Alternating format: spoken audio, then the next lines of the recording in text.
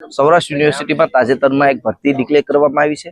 એમના જ ભાગરૂપે એ વિદ્યાર્થીઓને એપ્લાય થવાનું હતું, પણ 2 દિવસ પછી એમની પરીક્ષા છે ત્યારે ગઈકાલે સડનલી 146 થી વધારે જે મહેનતુ વિદ્યાર્થીઓ છે તેને મેલ આપવામાં આવે છે કે ભાઈ તમે ફાઇનલ સબમિટ કરતા ભૂલી ગયા છો, એટલા માટે તમે આ પરીક્ષામાં એલિજિબલ નહીં થઈ શકો। ત્યારે વિદ્યાર્થીઓનું માનવું છે કે ભાઈ અમે અમારી જે ડિટેલ હતી એ ફૂલ ફિલઅપ કરી છે, એ સબમિટ કરી છે, જે ફી યુનિવર્સિટી વસૂલવાની હોય છે એ ફી પણ કમ્પ્લીટલી આ વિદ્યાર્થીઓએ ભરી છે।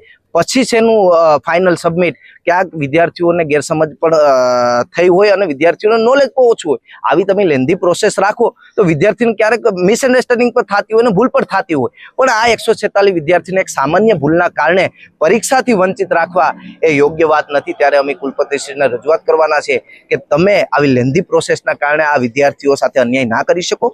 બીજો મુદ્દો હોય છે કે યુનિવર્સિટી એ કોઈ પણ યુનિવર્સિટી હોય સરકારના ધારાધોરણ મુજબ ચાલતી હોય છે। કોઈ પણ ભરતી કરવાની હોય છે તો એ ભરતીમાં તમારે અનામત નીતિ અને રોસ્ટર ક્રમનું યોગ્યપણે પાલન કરવાનું હોય છે, પણ ક્યાંક આ જે ભરતી કરવા જઈ રહ્યા છે 2025માં એમાં રોસ્ટર ક્રમનું પાલન ના કરી અને SC ST OBCના વિદ્યાર્થીઓ સાથે ખૂબ મોટા પ્રમાણમાં અન્યાય કરવાનું કામ આ યુનિવર્સિટી કરી રહી છે।